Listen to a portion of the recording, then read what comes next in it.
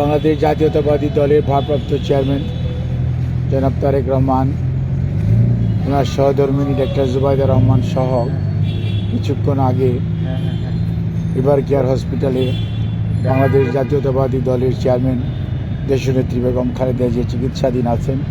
ওনাকে দেখার জন্য আজকে দ্বিতীয়বারের মতো এসেছিলেন এবং উনি দীর্ঘক্ষণ ওনার মা অর্থাৎ জাতীয়তাবাদী দলের চেয়ারম্যান দেশনেত্রী বেগম খালেদা জিয়ার শয্যা পাশে উনি উপস্থিত ছিলেন এবং উনি একজন ছেলে হিসাবে মায়ের প্রতি যে মমত্ববোধ সেটি বহিঃপ্রকাশী এটি। আর এই সময়ই মেডিকেল বোর্ড সাধারণত বসে 10টার দিকে, আপনাদেরকে আগেও বলেছি। সেই মেডিকেল বোর্ডে সদস্য হিসাবে ডাক্তার জুবাইদা রহমান আমাদের ইউকে এবং ইউএসএতে যে সমস্ত সদস্যরা এবং বাংলাদেশের চিকিৎসকরা মেডিকেল বোর্ডের দেশনেত্রী বেগম খালেদা জিয়ার চিকিৎসার জন্য দায়িত্ব পালন করছেন, তাদের সাথে উনিও মেডিকেল বোর্ডে ছিলেন এবং মেডিকেল বোর্ডে সদস্যদের সর্বসম্মত সিদ্ধান্তক্রমেই এখানে এভার কেয়ার হসপিটালে ডাক্তার শাহাবুদ্দিন তালুকদারের নেতৃত্বে চিকিৎসা চলছে এবং এই চিকিৎসা অন্যান্য দিন যেরকমভাবে হয়, অর্থাৎ পরামর্শ ওনারা যেরকমভাবে দেন সেই অনুযায়ী পরবর্তী চিকিৎসা ওনার পরিচালনা করা হয় এবং সেই উপদেশ মোতাবেকই চিকিৎসা যাতে যথাযথভাবে হয় সেই দিকে মেডিকেল বোর্ডের সদস্যগণ সার্বক্ষণিকভাবে দৃষ্টি রাখেন এবং উনি নিবিড় তত্ত্বাবধানে, অর্থাৎ আপনারা যেটাকে আইসিইউ বলেন, সেখানে উনি চিকিৎসাধীন আছেন। ওনার সুস্থতার জন্য আপনারা সবাই আল্লাহ রাব্বুল আলামিনের কাছে দোয়া করবেন।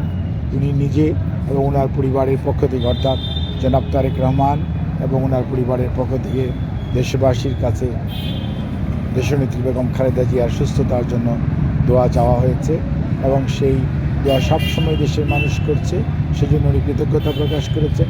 চিকিৎসক সহ স্বাস্থ্য অর্থাৎ নার্স, অন্যান্য প্যারামেডিক্স দায়িত্ব পালন করছেন, সেজন্য উনি সবাইকে ধন্যবাদ জানিয়েছেন এবং কৃতজ্ঞতা প্রকাশ করছেন মায়ের চিকিৎসার জন্য সবসময় দায়িত্ব পালন করার কারণে।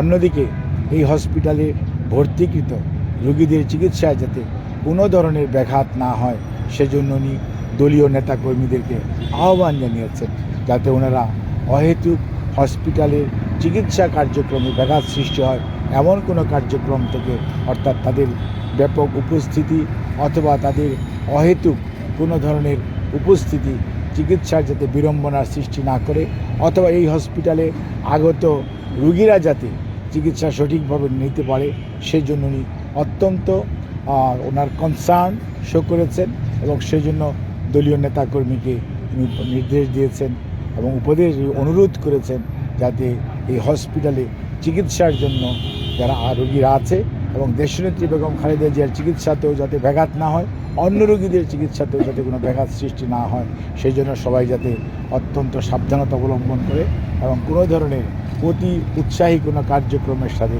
নিজেদেরকে জড়িত না করে।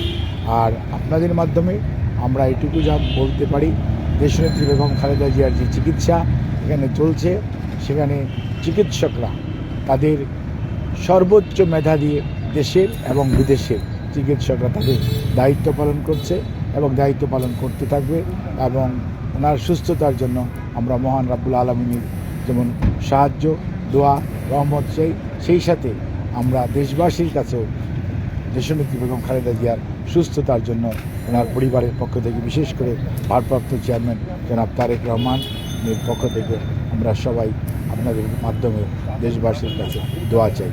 সবাইকে ধন্যবাদ। একটু যদি সুযোগ দিতেন, এক মাসেরও বেশি সময় ধরেই তো উনি চিকিৎসাধীন আছেন, কম্পেয়ারটা যদি বলতেন এই এক মাসের চিকিৎসার যে যাত্রা। সত্যিকার অর্থে দেশনেত্রী বেগম খালেদা জিয়া 23শে নভেম্বর এখানে ভর্তি হয়েছেন। ভর্তি হওয়ার পরবর্তীতে ওনার শারীরিক অবস্থার বেশ অবনতি হয়েছিল। অবনতি হওয়ার কারণেই উনি কেবিন থেকে সিসিউ থেকে আইসিইউতে আছেন এবং আইসিইউতে উনি চিকিৎসাধীন আছেন। আর স্বাভাবিকভাবেই ওনার শারীরিক অবস্থার উন্নতি হয়েছে এই কথা বলা যাবে না, কিন্তু ওনার অবস্থার অত্যন্ত জটিল এবং উনি একটা সংকটময় মুহূর্ত পার করছেন। যদি আল্লাহ করে উনি চিকিৎসকদের চিকিৎসা প্রচেষ্টা এবং আল্লাহর শেষ মেহেরবানিতে উনি যদি এই সংকটটা উতরে যেতে পারেন আলহামদুলিল্লাহ, তাহলে হয়তো আমরা ভালো কিছু পাবো। আপনাদের সবাইকে ধন্যবাদ। আসসালামু আলাইকুম।